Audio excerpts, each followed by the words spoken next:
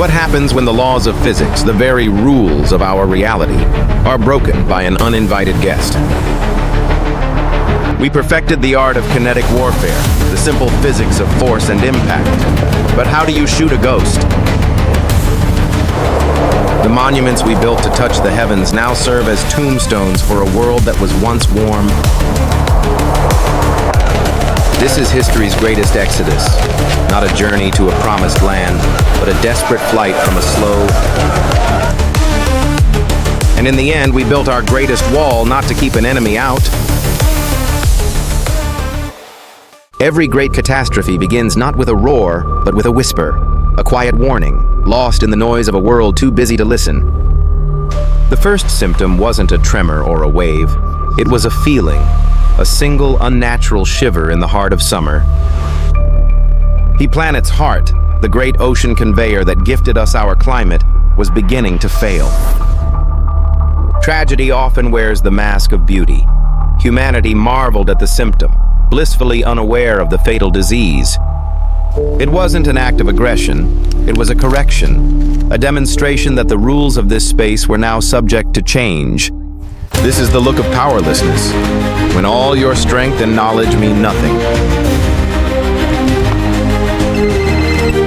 For the first time, humanity's brightest minds had to admit the map they had of reality was wrong. The laws of life itself became a suggestion.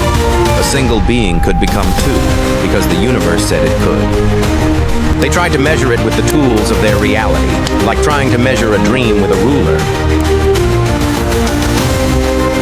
Time, the one constant every human shares, had just become a variable. In its presence, the patient march of entropy became a sprint, the end of all things, shown in a single leap. Even the earth beneath their feet was being taught a new alien geometry.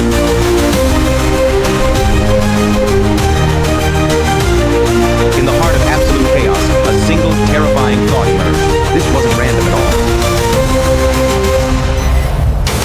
When faced with a question it couldn't answer, humanity chose to respond with an explosion. The old gods of iron and steel were called forth to face a new god of impossible geometry. A declaration of ownership written in crushed metal. A reminder that on this plane of existence, mass and force still rule.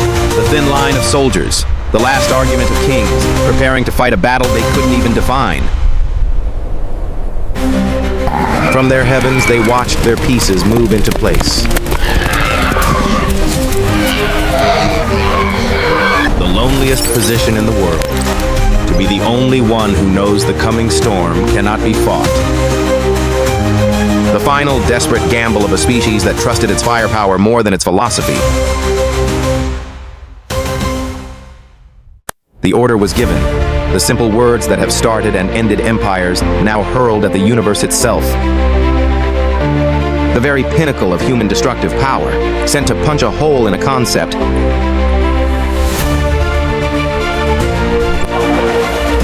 The web that bound civilization together, air travel, was severed. It takes only 3 days without food for the thin veneer of society to crack, revealing the desperation underneath. The first war of the new Ice Age was not fought between nations, but between order and chaos at the edge of a bridge. The artificial light of humanity, our defiant stand against the night, was extinguished, surrendering the world to a more profound darkness. The digital nervous system of the 21st century, the very fabric of our global mind, began to suffer from a fatal frostbite. The iron arteries of the continents, the railways that carried life and commerce. When survival is the only scripture left, the accumulated knowledge of 1,000 generations becomes nothing more than fuel. The cities built on water, defined by its flow and grace, were now imprisoned by it, their beauty locked in a frozen screen. The nations that once prided themselves on conquering winter were now being devoured by it, their identities buried under the snow. Modern medicine, capable of mending flesh and bone, found itself helpless against an enemy that a scalpel could not touch. It was the ultimate admission of defeat, the organized abandonment of home, a final, desperate retreat from the advancing cold. In the New World, wealth was not measured in gold or currency, but in the simple, brutal mathematics of calories. They walked through the skeletal remains of their own creation, ghosts in a graveyard of glass and steel. In the wreckage of civilization, the smallest bonds, the touch of a hand.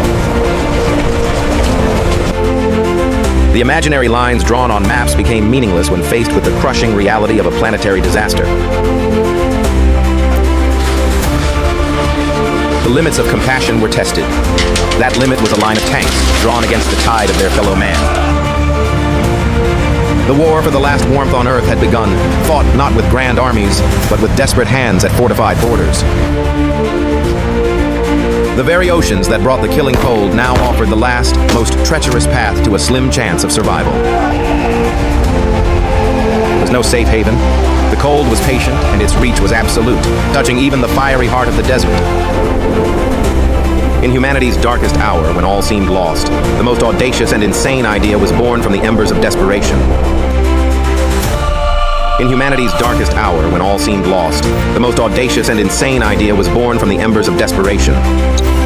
It was a blueprint for the impossible, a plan to build a fortress against a god, the last desperate gamble of a dying species.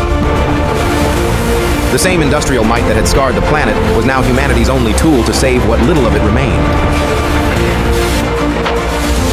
With fire and steel, they began to draw a new line on the map of the world, a border between life and the long, silent winter. Nature shows no mercy. It does not negotiate. It simply adheres to its own terrible, immutable laws. But even in the face of annihilation, buried under the weight of a merciless world, the ancient wonders of the world, which had witnessed the rise and fall of empires, now stood as silent sentinels to a new, colder age. The lungs of the planet, the great green engine of life itself, began to choke, its vibrant breath freezing in the air. This was Project Last Stand, an engineering feat born of madness, a defiant roar against the dying of the light. Inside the line of fire was life, chaotic and desperate. Outside was the great white silence, an endless frozen oblivion. This was the safe zone, a cramped, desperate, and violent paradise built in the shadow of the wall that protected it. Beyond the wall, the bravest of humanity became scavengers of a dead world, venturing into the frozen tombs to salvage a future. They drove through the graveyards of civilization, searching the ghosts of yesterday for the tools to build tomorrow. Inside the wall, the war for resources was even more brutal, a close-quarters struggle for the scraps of a former world. To control the chaos, a new, harsher order was forged, a society where survival was bought at the price of freedom. In the frozen wastes, the greatest enemy wasn't a creature of flesh and blood, but the weather itself, a sudden, blinding storm. The price of every expedition into the dead zone was measured in steel and paid for in lives. There was no time to mourn. Survival is a relentless march forward, one that does not allow the luxury of looking back. The wall that protected those inside also became a cage for those who yearned for what was beyond, guarded by sleepless metal angels. Agriculture was reborn, not in the soil of Mother Earth, but in the sterile technological embrace of the machine. Not everyone saw the wall as salvation. To some, it was the ultimate symbol of inequality, a monument that had to be torn down. The first civil war of the New World was fought upon the ramparts of its own salvation, a battle over the very meaning of survival. A single crack in the shield, a moment of weakness, could mean a swift, cold death for the millions who huddled behind it. They searched for answers in the planet's frozen past, digging through the layers of ancient ice, hoping to find the key to the future. The seeds of tomorrow were harvested from the tombs of yesterday, priceless relics from a world of forgotten genius. Life, stubborn and defiant, continued. A cry in a hospital room was a louder act of rebellion than any battle fought on the ice. The memory of a world now lost became the heaviest burden for the last generation to have known it, a sweet poison of nostalgia. The next step in human evolution was not to defend against the surface, but to abandon it entirely, to burrow into the planet's core. Humanity learned to harness the very volcanic power that could have destroyed them, turning a planet's fury into their own strength. It was humanity's great and terrible scar upon the face of the Earth, a line of fire drawn against the infinite cold. One man's paradise is another man's hell, viewed through an unbreakable pane of glass, a universe away. The natural world, with all its vibrant life and savage beauty, had passed from reality into the realm of mythology. Humanity not only held the line, they pushed deeper, seeking the warm heart of their enemy to build the cradle of their future. From the ashes of the old world, technological oases bloomed in the deep, proving life would not just survive, but thrive. They had managed to save humanity, but they could not save the world, and all the wonder that had been lost with it. The legacy of the past, carried across a frozen wasteland, became the cornerstone upon which the entire future would be built.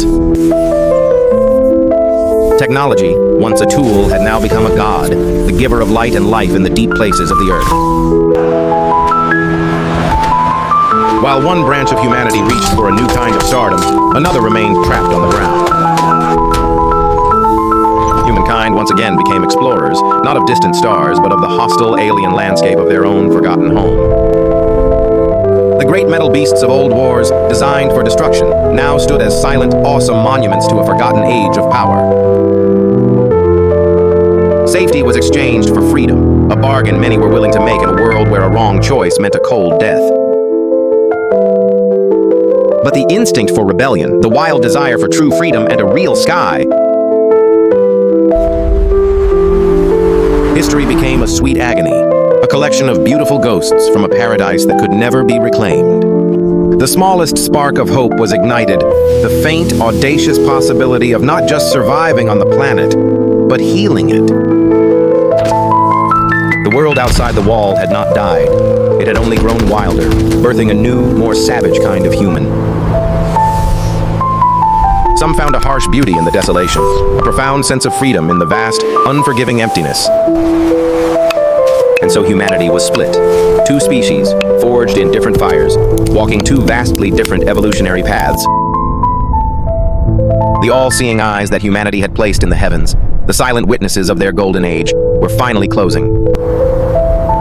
The war was far from over. The great winter had only just begun, and the fight for the planet's soul would last 1,000 years. Small fires of civilization, scattered across the frozen globe, flickered defiantly in the darkness, a constellation of human resilience. They did not conquer the planet. They simply planted a flag in the ice to declare, against all odds, we are still here. It forced humanity to look at the infinite, and in doing so, to finally understand themselves.